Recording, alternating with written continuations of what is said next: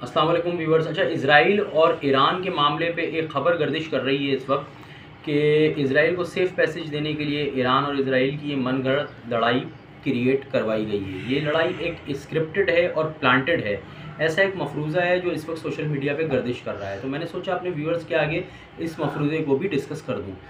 अब इसमें कितनी हकीकत और सच्चाई है इसका हमें नहीं पता, लेकिन कहा यह जा रहा है कि इज़राइल चूँकि गज़ा में फंस चुका है, उसके फ़ौजी मर रहे हैं, उसको ज़िल्लत और रुसवाई का सामना है, तो इसलिए ये एक स्क्रिप्टेड और प्लांटेड जो है लड़ाई शुरू की गई और इज़राइल को सेफ़ पैसेज देने की कोशिश की जा रही है इस ईरान और इज़राइल की लड़ाई की नतीजे के अंदर। और ईरान को एक बहादुर और उम्मत मुस्लिमा का शेर बना के पेश किया जा रहा है और इज़राइल को सेफ़ एग्ज़िट देने की कोशिश की जा रही है।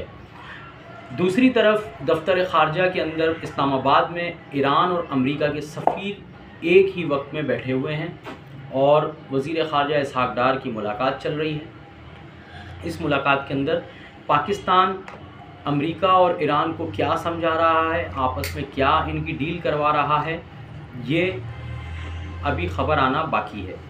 लेकिन ऐसा लगता है कि पाकिस्तान एक कलीदी किरदार अदा कर रहा है। पाकिस्तान अपना एक अहम रोल प्ले कर रहा है अमेरिका, ईरान और इज़राइल के दरमियान। क्योंकि इज़राइल से पाकिस्तान के ताल्लुकात बहाल नहीं हैं, इसलिए इज़राइल का कोई सफ़ीर को किसी किस्म का कोई नुमाइंदा तर्जुमान नहीं है मौजूद। लेकिन अमेरिका और ईरान के सफ़ीर इस वक्त इस्लामाबाद में दफ्तर ख़ारजा में मौजूद हैं और इस्लामाबाद में एक अहम मीटिंग जारी है। अगली न्यूज़ एक ये निकल के आ रही है कि गुज़री हुई रात को इज़राइल ईरान के ऊपर अटैक लॉन्च कर रहा था और अचानक आखिरी मिनट के अंदर बाइडन वाशिंगटन से कॉल करता है नेतन्याहू को और उसको कहता है कि तुम ये काम मत करो, अटैक बिल्कुल रोक दो। उसने इतनी ख़तरनाक खबर दी नेतन्याहू को कि अगर तुमने ऐसा किया तो ईरान चंद मिनटों के अंदर तुम्हें सफ़ाए हस्ती से मिटा देगा। क्योंकि ईरान ने मिज़ाइल में वॉरहेड फिट कर दिए थे। अमेरिका को इंटेलिजेंस रिपोर्ट्स मिल चुकी थी कि ईरान ने मिज़ाइल्स के अंदर वॉरहेड लॉन्च कर दिए हैं और अगर इज़राइल अटैक करता है तो चंद मिनटों के अंदर ईरान मिज़ाइल फायर कर देगा और तल अबीब को सफ़ाए हस्ती से मिटा देगा। इस खबर के बाद इज़राइल अटैक रोक देता है। आखिरी लम्हे के अंदर जब बटन दबने ही वाला था तो इज़राइल ने अटैक को रोक दिया और वो अटैक रोक दिया गया। और अब इस वक्त ये ख़बर ब्रेक हो रही है मीडिया के ऊपर कि इज़राइल ने ये डिसाइड किया है कि चूँकि इज़राइल की यहूदियों की मजहबी छुट्टियाँ आ गई हैं 10 दिन की, तो वो मजहबी छुट्टियों के बाद अब इस मसले को दोबारा रीओपन करना चाहते हैं। वो चाहते हैं कि इन 10 दिन की मजहबी छुट्टियों के अंदर इज़राइल ईरान के साथ कोई वॉर, कोई एक्टिविटी ना करे इस वक्त लड़ाई की, बल्कि ये छुट्टियाँ मजहबी जो आई हैं यहूदियों की, ये उसको पुरसुकून तरीके से गुजार लें और उसके बाद फिर हम दोबारा इसको चैप्टर को ओपन करते हैं।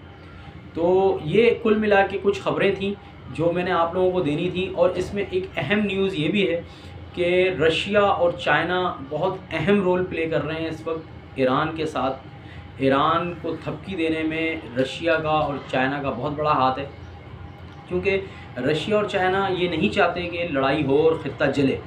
वो ये चाहते हैं कि अमन कायम रहे, पीस रहे, लेकिन वो ये भी चाहते हैं कि इज़राइल को लगाम भी दी जाए। तो इसीलिए पुतिन ने ईरान को शाबाशी दी कि इससे अच्छा और कोई काम हो नहीं सकता था जो तुमने किया है और तुमने बिल्कुल बेस्ट ऑप्शन अवेल किया है कि तुमने इज़राइल को मारा है। ठीक है, तो इसमें रशिया और चाइना का रोल यही है कि वो चाहते हैं पीस हो लेकिन बैलेंस के साथ हो, इज़राइल को लगाम भी दी जानी चाहिए और वो इस मामले में ईरान की सपोर्ट कर रहे हैं। रशिया हथियार भी प्रोवाइड कर रहा है ईरान को, फाइटर जेट्स भी वो दे चुका है, मेरी पिछली वीडियो में भी आप लोगों ने देखा होगा।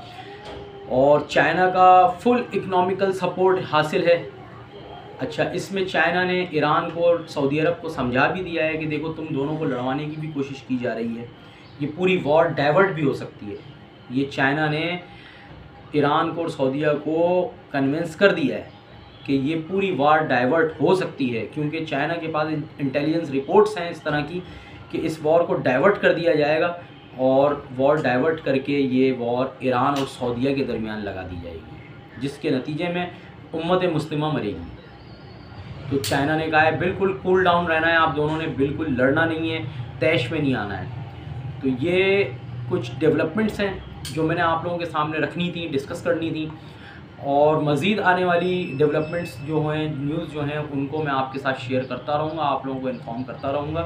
तो सो प्लीज़ आप लोग मेरे चैनल को सब्सक्राइब कर लें और घंटे का बटन ज़रूर दबा दें, ताकि आप लोगों को हर मेरी नई आने वाली वीडियो का नोटिफिकेशन मिलता रहे और आप लोग हर नई खबर से बाखबर रहें। So please subscribe my channel. Thank you. अस्सलाम वालेकुम।